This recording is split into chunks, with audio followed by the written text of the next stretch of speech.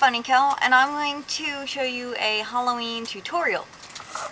One of the things that I do is I throw a Halloween party every year, and it's very well received. And a lot of it I think has to do with the people, but also the atmosphere. Sometimes decorating your home is really difficult, and there are cheap alternatives that you can reuse every year.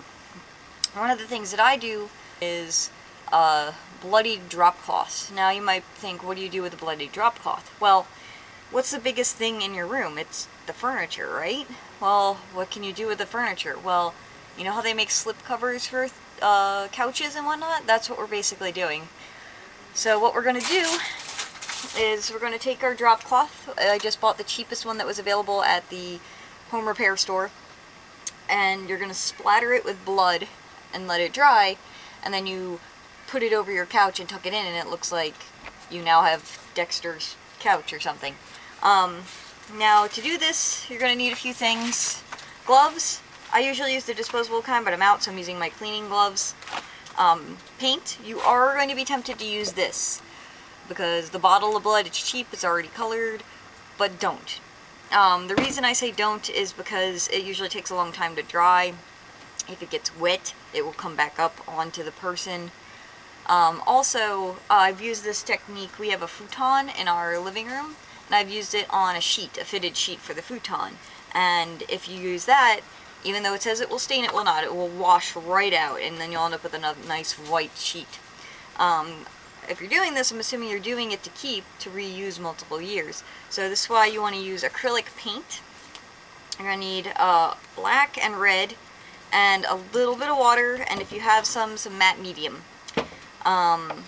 Now what you're going to do is not use this and put this aside. We're going to mix up our paint. Now you're going to be tempted to use a lot of the black, because basically we're trying to make it look like blood, and blood isn't like bright red like this is. Blood, well, maybe it is, but when you look at it in the horror movies, it's not. It's always darker, like a maroon. You're going to be tempted to use a lot of black, but don't. Please don't. Like, a very little bit goes a very long way. So, just put a tiny touch of it on your plate. You can always have more, but you can't take away. So, and then this is where your matte medium comes in. Acrylic paints are pretty thick. They're designed to be painted with, but your matte medium basically is a non-pigmented medium that you can mix with the paints to make it more liquidy, to get more of the color. It will kind of make them a little bit more paler, but not by much. It's basically kind of like the medium that they use before they put the pigment in, so you're just mixing more of that in. I'm just using a kitty brush.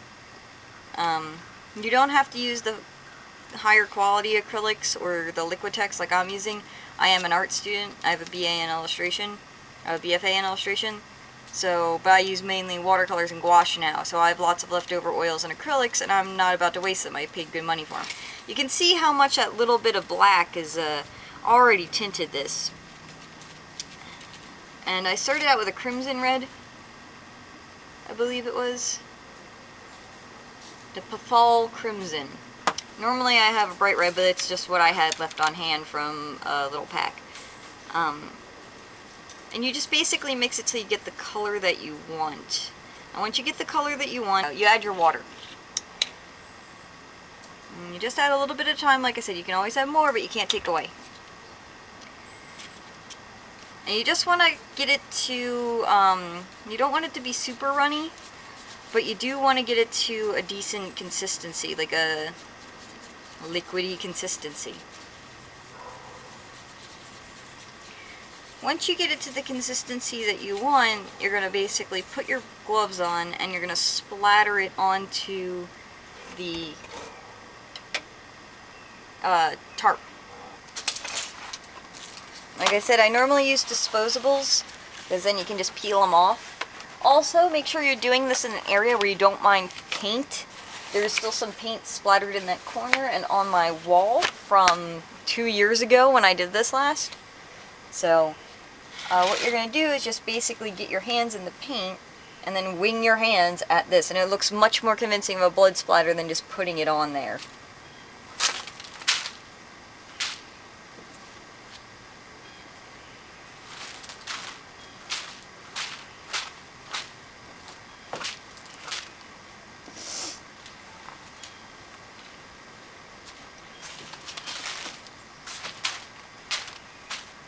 also note, don't wear clothing that you don't want to get paint on.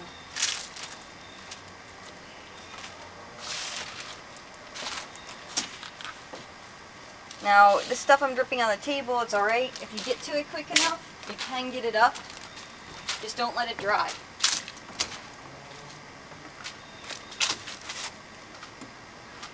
Alright, once you feel like you got a good amount of splatter, what you're going to do is dip the hands in again, and then put your bloody handprints all over it.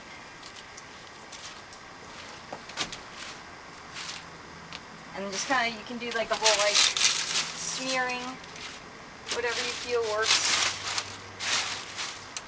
the best. I recommend getting it more in the middle because that's mainly the part that you're going to see. The edges are going to be tucked into your couch or around the back.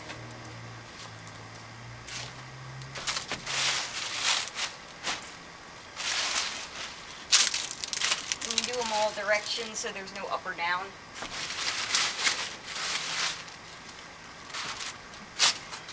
And if you want, you can just get some bigger splatters. You saw you didn't really need a whole lot. Paint.